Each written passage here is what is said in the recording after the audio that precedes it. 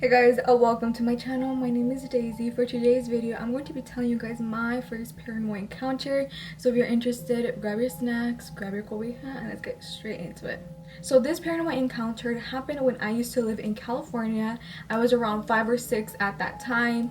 Me and my sister used to share a room, so we had a bunk bed. I used to sleep on the top bunk bed, she slept on the bottom one, and that bunk bed was against a wall. And that wall had a window.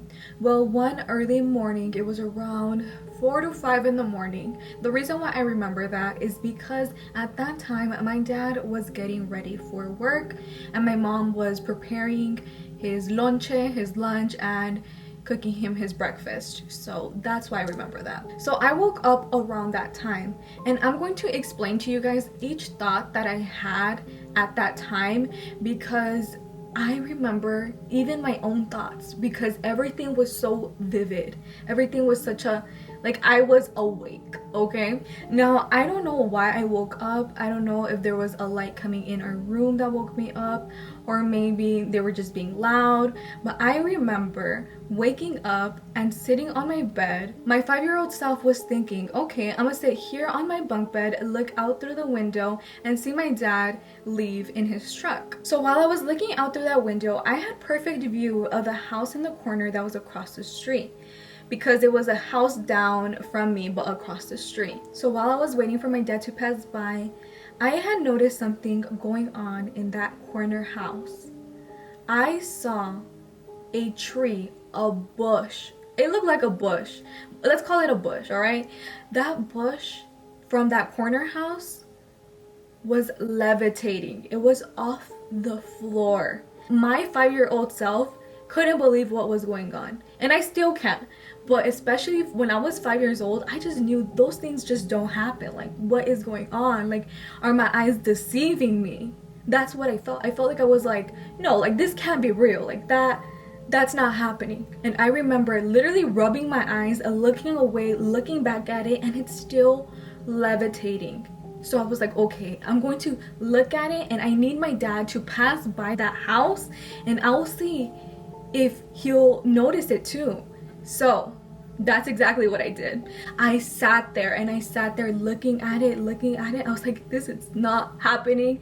And then I see my dad passing by with his truck, and he stops in the corner because there's a stoplight. So now my dad is at that stop sign. He could literally just turn his head to the left and he would see what was going on. Or not even that. While him driving up to that stop sign, he had to pass by that house, and he was going to be able to see that thing levitating, that tree levitating. But I thought he did. I remember vividly seeing the red lights turn on while he was braking, and I was like, there's no way he did not see it. He's gonna come back and tell my mom. He's gonna freak out. Like, I know this. But nope. My dad took a right and went on his way.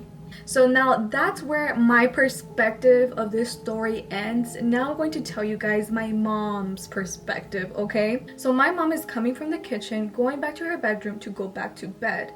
And she takes a peek into our room, and she notices that I'm awake, sitting on top of my bunk bed, looking out the window, just staring outside my window. And she says that I was in a trance, like I was mesmerized by something, that I just couldn't keep my eyes off of what I was looking outside. So clearly I was looking at something. And she asked me, Daisy, what are you doing? And I told her, Mom, that bush was flying. Literally what I said, that bush was flying. I didn't say floating, levitating, nothing. I said it was flying. Because in my mind, my 5-year-old mind, I thought it was flying. So once I told my mom that, she immediately looked outside the window and saw nothing. She said, Daisy, I don't see anything. Go back to bed. But she says I was so fixated on that house, or something about that house. Once she was talking to me, like I was there, I was awake and talking to her. But when she saw me from the hallway, she said that I was just like in a trance. It just, picturing me do that, like, girl, no, what are you doing? Go back to bed. So that was my very first paranormal encounter. Let me know, what did you guys think? My 5-year-old self didn't even believe it then. But that I saw it, but I just couldn't believe my own eyes, if that makes any sense. But was I scared? No, I was in shock. I was in disbelief. I was like, what is going on here? Like, that's not supposed to happen. But I wasn't scared. Let me know down below, what do you guys think? Has this ever happened to you? I'm very curious because I've never heard anything like this. So if you or you know anyone that has ever experienced this, please let me know down below because I don't want to feel crazy. Now that I told you guys my first paranormal experience, now I'm going to read you guys my subscribers' first paranormal encounters. So let's just get right into it. Hey Daisy, my name is Lilia. My very first encounter with the spirit was when I was 11. I've always been one to be afraid of the dark and of the unknown. Everyone I'm close with knows this about me, and most of the time people just leave it alone, or sometimes it makes jokes like, "You're 17 and you're still afraid of the dark?" I've gotten used to it, so it doesn't bother me anymore. Even though I'm afraid of all of this, I'm still the type to watch scary videos and paranormal videos, but I will never touch an Ouija board. One day, a few of my friends decided it would be funny to play a prank on me with an Ouija board. They said that they were going to play a game one of them made. It involved you being blindfolded and they would ask you something and you would answer it on the board. I didn't realize it was an Ouija board until they started saying some stuff like, "show yourself." Basically like every horror movie script goes. I started freaking out and removed my hand from the board and took my blindfold off. Big mistake. I saw that I was the only one touching it, and what I learned is that you should never play alone or take your hand off without saying goodbye. I did both. I started freaking out and they tried laughing it off, but I got mad and told them I was gonna leave. This all happened when we moved to a new house, so we never got the house blessed. That night, I woke up to tiny scratches all over my left arm, which was off the bed. I started freaking out and looked at my door. It was open, but I remember closing it like I do every other night. I got up and looked in the hallway and there was a light on. I refused to go down the hallway. As I was turning to go back to bed, I saw a shadow move in the room. Now that room at the end of the hallway is my brother's, but he's a deep sleeper. You can't just wake him up by walking down the hallway or anything. He needs to be violently shaken to be woken up. I knew it wasn't him, so I started freaking out. I closed my door and sat down with my back against it so no one could open it. I remember hearing something at my door, like a tap, and I began to cry. I didn't move for the whole night. In the morning, I opened the door and saw a nail stuck to it, like the ones you use to hang stuff up. It wasn't there before. It was so deep into the wood, I had to yank it out. I just threw it into the trash can in the bathroom. Later in the morning, we had a priest come to bless our house. Not because of this event, just because it was a new house and we did this every time we moved. As we were praying, I felt like I was going to throw up and I fainted onto the ground. My mom just believed it was because of the weather, because we moved from New York to Texas. When I woke up, I felt like I couldn't breathe. That night, I woke up to see the door open again, but this time, the shadow was just watching me. No face, no distinguishing features, just a shadow. I yelled for my parents and my dad rushed into the room. I told my dad everything and he's a skeptic. But that night he told me I looked like a mess because I had scratches all over my body and one big one on my face. After that incident, I moved to the guest room and nothing happened in that room. Whenever I needed to go to my old room to get something, it always felt like someone was watching me. And the room feels a bit colder than the rest. My brother has also had an experience like this, but I think this is already too long, so I'll save that for another one. Now, I don't expect everyone to believe me, but because of this whole situation, I have been afraid to even look down that hallway. Hopefully this gets resolved on its own, and if it doesn't, definitely seek a professional, and hopefully then it gets resolved. But thank you so much, Lilia. I feel bad that this was your first paranormal encounter. Mine was just a flying tree. Honestly, I'm thankful that's the only thing that I saw for my first time. But thank you so much, Lilia. Definitely very scary, and I hope everything gets resolved. So now let's move on to our next story. Hello, Daisy. I'm going to tell you a bit about myself. Ever since I was a child, I could see people's auras, shadows, and very creepy things in different occasions. I guess since I have grown up, I have not been focused on that, but once in a while see shadows. Now I'm going to tell you about my scary encounter at a horse festival in the Dominican Republic. It started when me and my neighbor went to the corner of a street near my house for a horse festival. We went there to get on the horses and ride them early before the show. When I got on the horse, I could see everything. I was a small child, so getting on that horse made me see all the people and horses that were in that festival. While I analyzed people, I could see that there was a horse, specifically a white horse, that stood out from every horse because it was much dirtier and it looked beat up. It also had a big patch of red on its side, not blood because it was a perfect red circle. I looked away from the horse so I could get off the horse I was on, and when I looked back, the horse was already gone. I was enjoying my time, so I didn't pay no mind. After socializing with my people, I went back to my house and stood behind the gate waiting for the festival to start, which was starting very soon. Forward to the festival, I watched the horses all groomed and dressed up, skipping and posing and dancing. I was having a great time, and it only lasted like for 20 minutes. The end of the festival, I saw a horse that looked very similar to the one I saw before, because I saw the same red circle patch. The horse was cleaner, glowing, and was dancing. I tried to show my neighbor about the horse, and she was looking at me kind of stupidly and said, "What horse?" And when I looked back, there was no horse, but all I could see was a shadow on the pavement in the street, where the horse was just moving and skipping away, like how the horses did when it was passing by. This was my first ever paranormal encounter when I was little, and I believe that it was a very old horse from back then because it was an old town. I still find it scary, but what do you think of this story? Honestly, I don't find it scary at all. I think that is so adorable. I don't know why, but I think that is so cute, but at the same time so sad because it's not resting in peace. You know, I do believe even animals need to rest in peace, and they do also have an afterlife because animals have souls, but my opinion.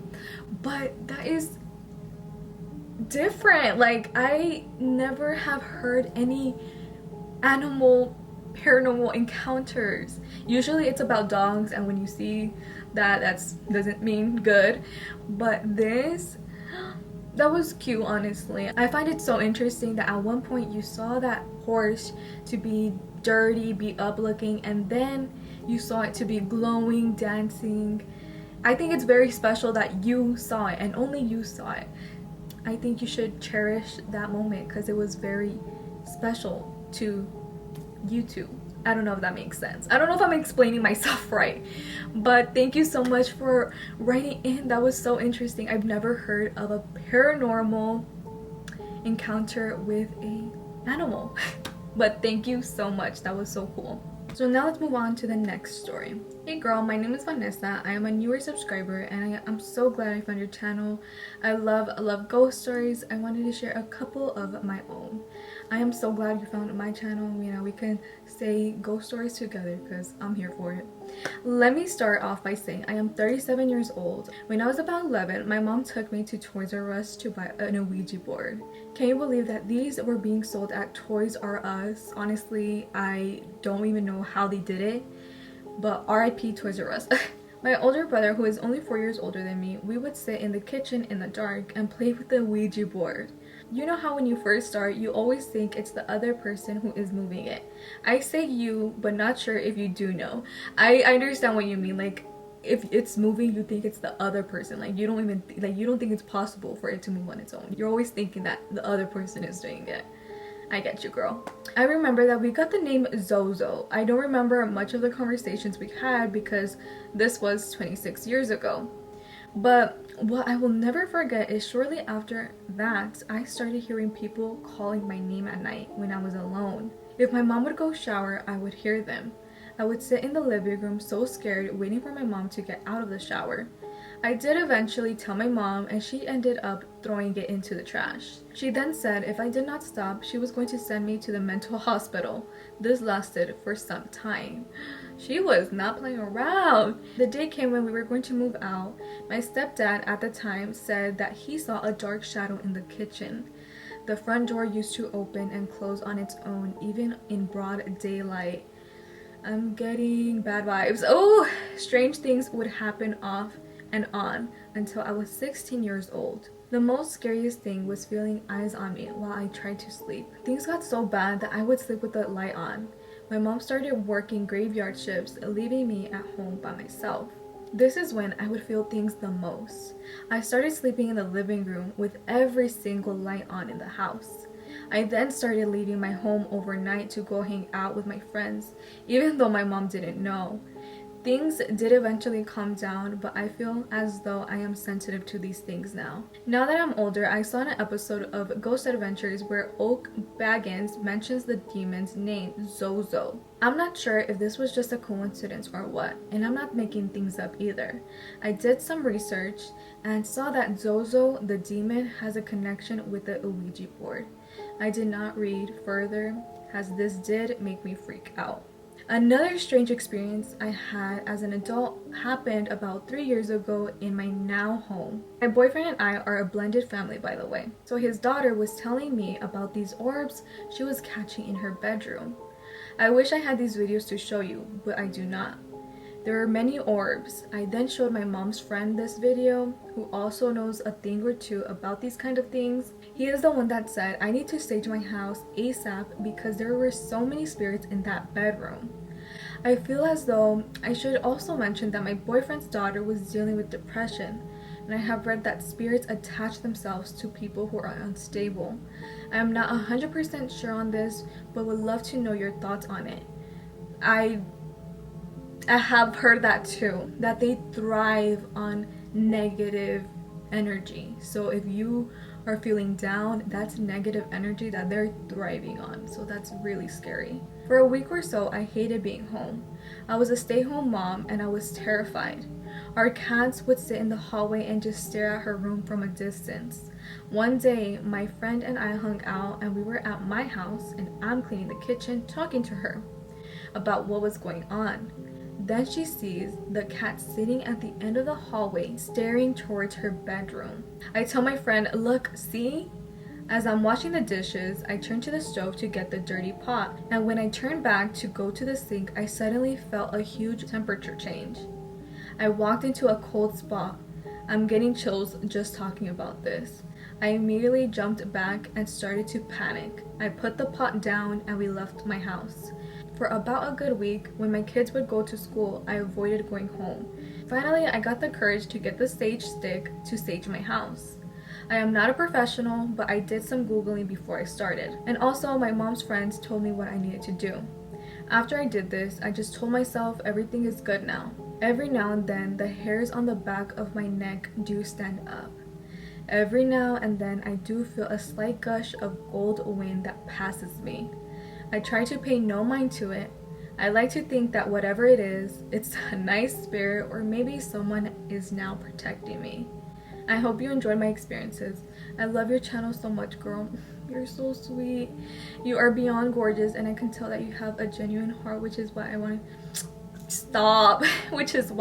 to share my experiences with you. Take care, girl. Vanessa from Texas. Thank you so much, Vanessa. I'm getting red. Under all of this makeup, I'm getting red. Thank you so much. You are so sweet. And thank you for taking out, again, the time to write to me. Oh my god, my battery's dying. Hold up. Okay, now I am back. My camera died on me. Sorry about that. But thank you so much, Vanessa. Your story made me feel some type of way. Like, I felt like a bad vibe. Obviously not about you, but about the things that you were experiencing just gave me literally the chills. Like, I always say that I do get the chills, but this one was a combination with chills and a bad vibe. But let's hope that it's a good spirit, a protecting spirit, and if that's the case, then you don't have to worry about it. But if you ever get a bad vibe again, definitely seek a professional. Let's see what they do for you, because I don't want you to not feel comfortable in your own house. But thank you so much, Vanessa. I appreciate you so much. So that was it for today's video. I hope you guys enjoyed hearing about my first paranormal encounter. Honestly, I feel so dumb just telling you guys. I kind of didn't even want to do this video because it sounded so dumb, but I had to because I want to know, what do you guys think, and have you guys ever experienced this before?